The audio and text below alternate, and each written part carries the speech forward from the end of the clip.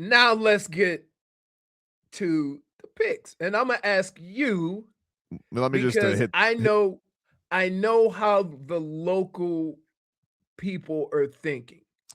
All Ye they well, bef say is Bane was available and you didn't take him. yeah, before we get into that, let's just Okay. get the headlines quick. Brought to you by Doral Volkswagen, home of the Pricito, our lowest price. Visit us at Doral Volkswagen or DoralVolkswagen.com.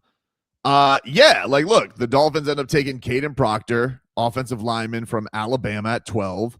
They traded back. They made a trade with the Cowboys at 11.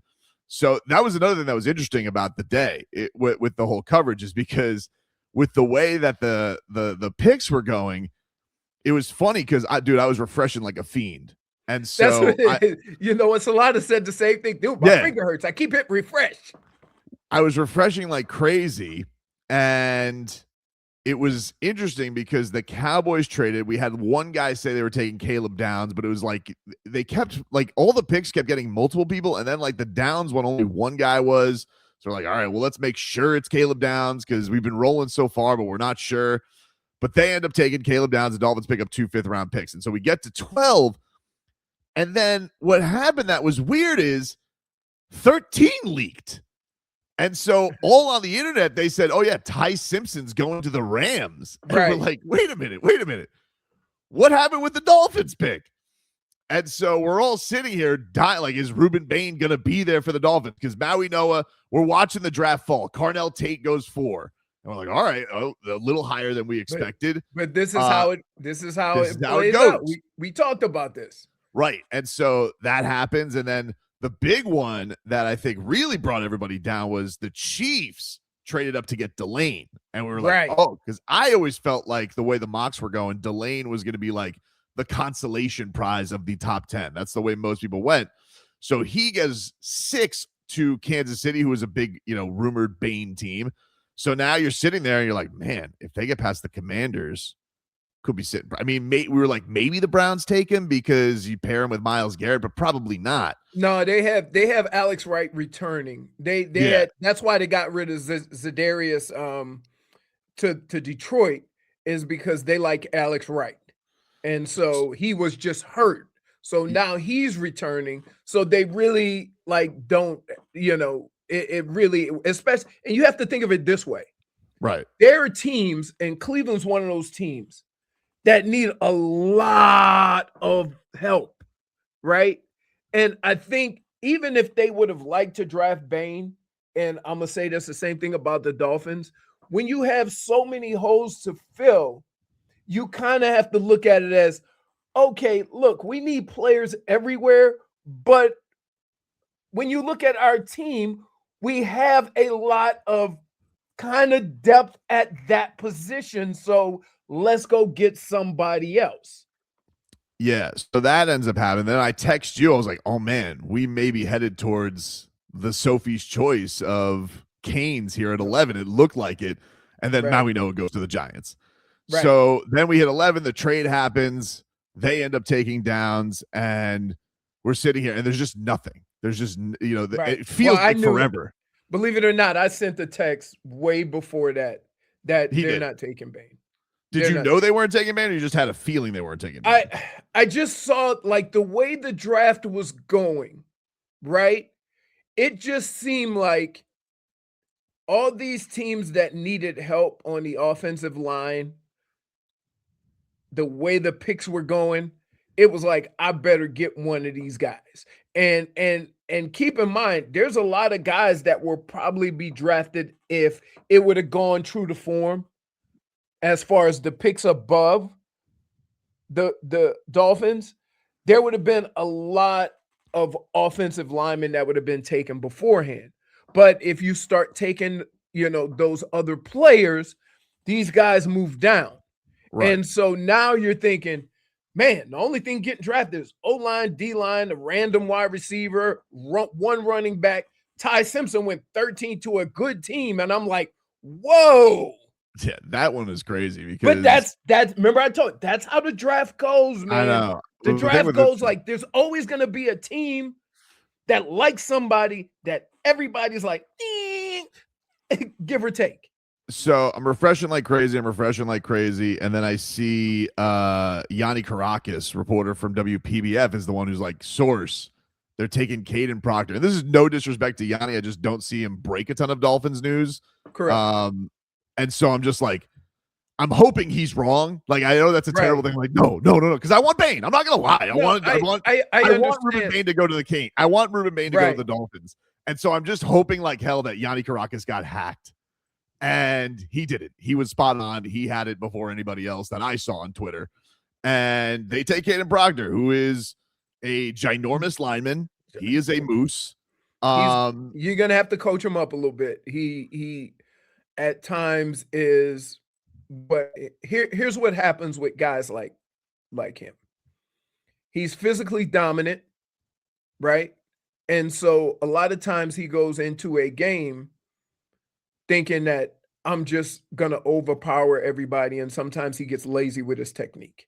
Yeah. And this is the thing and it's tough for me because I can't come out of this. I can't shake it because I keep watching Rueben Bain and I watch him get, like, I thought for sure he was going to go to the Ravens because they get all the Hall of Fame canes. Like, I thought that's where he was going to go.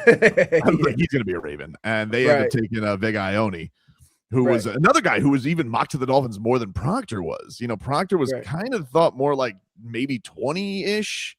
And so, yeah, it was a little surprising. I'm not going to... Juice Nation is 100% correct.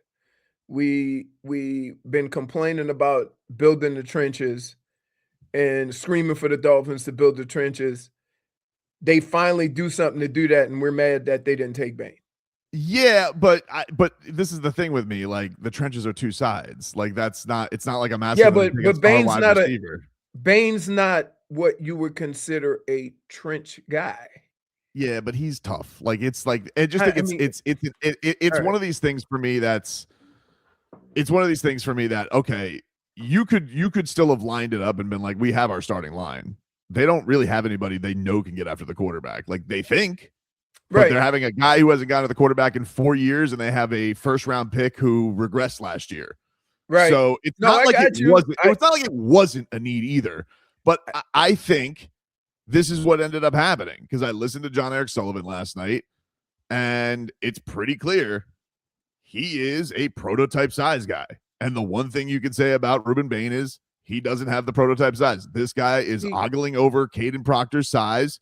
He did the same thing with the pick Chris Johnson, which I'm kind of into the San Diego State, but he raved about that. And I'm like, and he kind of mentioned this last week about physical traits. And I was like, oh, well, that's why he didn't get taken. Here's the thing that I would say about Bane that maybe he was alluding to. Bane is a guy that you kind of build your D-line around. Move him around. He does a lot of different things. He's never going to play over a guard for a whole game. He's never going to play just outside. Because keep in mind, him and Mesidor are about the same, and they just list Mesidor as a edge rusher or even a linebacker. They listed him as a linebacker when they called his name. And so them being the same size and saying they play two different positions, sometimes it's not a matter of whether he's good or not, right? It's sometimes a matter of how is he going to fit with what we're doing as good as he is.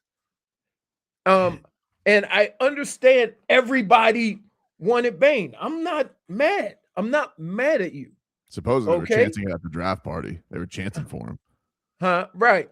Supposedly.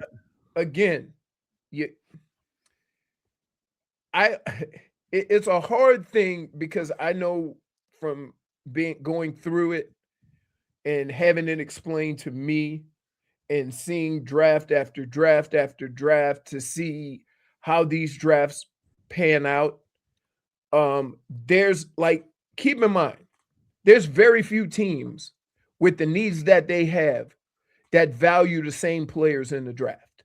They all have different grades, and part of that is based on need and stuff like that, right? And so when they go into the draft and the draft starts happening, like I said, it's like watching a game. The draft happens, and then it gets to you, and now you have to make a decision. A lot of times those decisions end up being, it could be 50-50, right? It could be, hey, we want Bain, and then the way maybe Sully and Halfley are thinking is, let's get this O-line going. Now, I will say this. For all the people that say they should have took Bain, all right, I would say this to you. You are right from this perspective.